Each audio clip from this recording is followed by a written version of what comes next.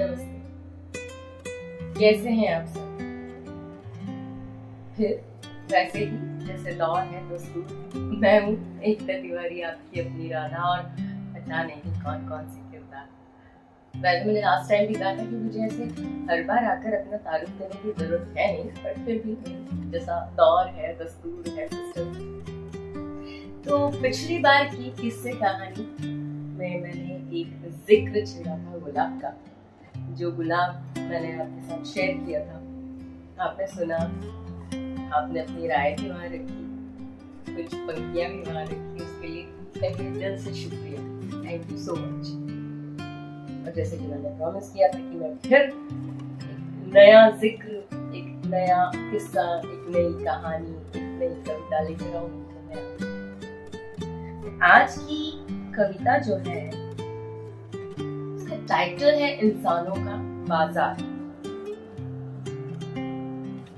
हमारे इर्द गिर्द इतने सारे बाजार हैं,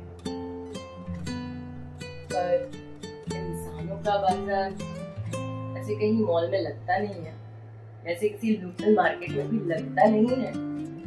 फिर हम एक्चुअली बहुत बड़े बाजार में जी रहे हैं। खैर, अगर मैं इस डिटेलिंग में चली जाऊंगी तो कविता तो रखी रह जाएगी, मैं वैसे ही बहुत कुछ कहती चली जाऊंगी।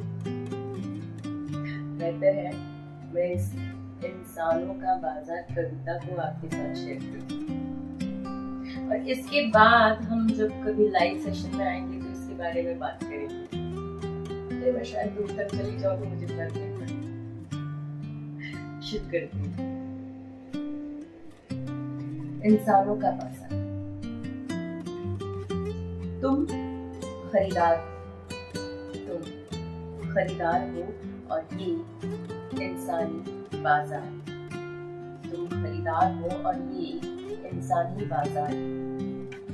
जाने क्यों यहाँ हर इंसान दिखता एक सामान।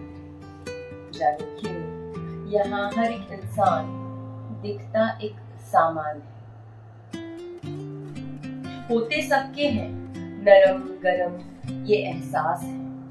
होते सबके हैं नरम गरम ये एहसास है। छोटे बड़े बिकते यहाँ सबके राज है। जो ना बिके वो बेहतर बेहतरीन से भी खास है। जो ना बिके वो बेहतर बेहतरीन से भी खास है। अगर मेरी कहूं तो इस बाजार में मेरी नहीं कोई औकात।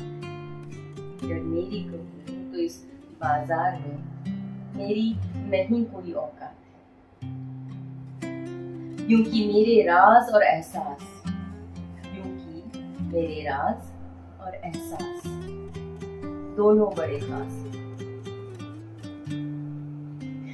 ऐसे तो आम और खास की जंग सदियों से है इस संसार में।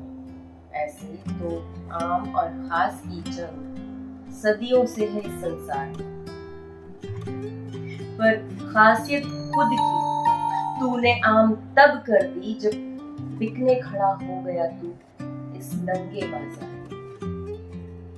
पर खासियत खुद की तूने आम तब कर दी जब बिकने खड़ा हो गया तू इस नंगे बाजार में। तुम्हें पता था तुम्हारी एक नास, तुम्हें पता था तुम्हारी एक नास बड़े से बड़ा खरीदार बेकार है।